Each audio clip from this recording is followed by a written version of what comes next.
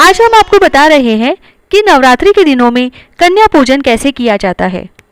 शास्त्रों में नवरात्रि के अवसर पर कन्या पूजन या कन्या भोज बहुत ही महत्वपूर्ण माना गया है। नवरात्रि के दिनों में देवी माँ के सभी भक्त कन्या को माँ दुर्गा का स्वरूप मानकर उनकी पूजा करते हैं। कलश स्थापना करने वालों और 9 दिन का व्रत रखने वालों के लिए तो कन्या भोजन बहुत ही महत्वपूर्ण माना गया है, क्योंकि इसके बिना उनकी नवरात्रि की यह व्रत पूजा अधूरी है। कन्या पूजन के लिए 2 से 10 वर्ष की कन्याओं को बहुत ही शुभ माना जाता है। वैसे तो 9 कन्याओं तथा 1 लंगूरिया यानी लड़के को भोजन कराना चाहिए। लड़के को भैरव बाबा या लंगूरिया कहा जाता है, लेकिन आप अपनी श्रद्धा के अनुसार कम या ज़्यादा को भी भोजन करा सकते हैं। यदि आप एक साथ कन्या भोजन नहीं करा सकते हैं तो नवरात्रि के 9 दिनों तक रोजाना 1 कन्या को भी भोजन करा सकते हैं, लेकिन ध्यान रखें उसे बासी भोजन ना कराएं, ताजा और शुद्ध भोजन ही करवाएं। और रोजाना तिलक करके दक्षिणा दें व भेंट देकर पैर छूकर विदा करें। कुछ लोग नवरात्रि पूजन की समाप्ति अष्टमी को करते हैं तथा कुछ लोग नवमी को समाप्ति करते हैं।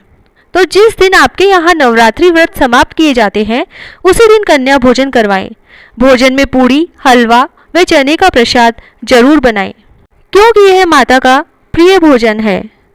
जिन्होंने नवरात्रि के 9 दिन व्रत या पूजा नहीं की है वे लोग भी केवल अष्टमी या नवमी की माता की जोत लेकर पूड़ी, हलवा, चने का भोग लगाकर कन्या भोजन करा सकते हैं।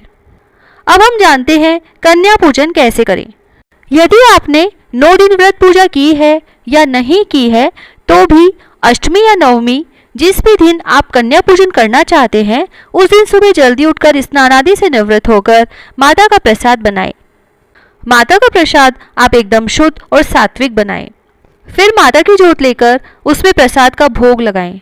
माता के प्रसाद में हलवा, पूड़ी, चने विशेष रूप से बनाएं। फिर माता की जोत लेकर उसमें प्रसाद का भोग लगाएं। कन्याओं और लांगुरा को एक दिन पहले ही उनके घर जाकर न्योता देकर आएं। माता को भोग लगाने के बाद कन्याओं को बुलाकर शुद्ध जल से उनके पैर धोएं। फिर उन्हें साफ सुंदर आसन पर बैठाएं। फिर उन्हें तिलक करें। कन्याओं को उल्टे हाथ पर व लांगुरिया को सीधे हाथ पर कलावा बांधें। फिर उन्हें भोजन परोसें। प्यार और सम्मान के साथ उन्हें खाना खिलाएं। खाना खिलाने के बाद तिलक करें, दक्षिणा दें। वैसे तो परंपरा के अनुसार कन्याओं को लाल चुनरी और चूड़ियां विशेष रूप से भेंट की जाती है, लेकिन आजकल कन्याओं के लिए बहुत सा सामान मिलने लगा है तो बच्चे उन्हें पाकर ज़्यादा प्रसन्न होते हैं। लेकिन आप अपनी श्रद्धा तथा सामर्थ्य के अनुसार उन्हें भेंट दे सकते हैं। चाहे तो चुनरी और चूड़ियां शगुन के तौर पर देकर कुछ और उपहार भी दिए जा सकते हैं। लांगुरिया को चुनरी और चूड़ियों की जगह कुछ और भेंट दें। उसके बाद सभी को पैर छूकर विदा करें। अब यदि आप परिस्थितिवश घर पर कन्याओं को नहीं बुला पा रहे हैं तो 10 जगह भोजन, दक्षिणा, भेंट आदि पैक करके 9 कन्याओं और 1 लड़के को उनके घर भी देकर आ सकते हैं, या फिर किसी अनाथ आश्रम या गरीब बस्ती में भी आप उन्हें देकर आ सकते हैं।